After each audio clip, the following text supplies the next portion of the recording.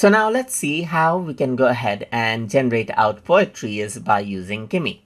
So in Kimi, if I were to go around over here and say generate a poetry of a girl who becomes successful by playing video games. So let's say, for example, right here.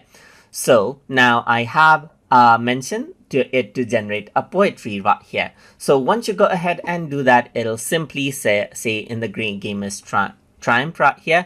In a world of pixels, he found her stays, a realm of fantasy where dreams engaze. With fingers swift, she danced through the digital realms, a girl with passion in virtual worlds she helms. From humble beginnings, her journey began. With controllers in hand, her spirits unvanquished. She faced the dragons, the bosses, and quest. Her mind sharp as steel, her heart depressed. So you can see that it actually generated out a storyline with a poetry style, as you can see, just by typing out that prompt. So that is how you can go ahead and write out poetry inside of Kimi. So I hope you guys learned something as always.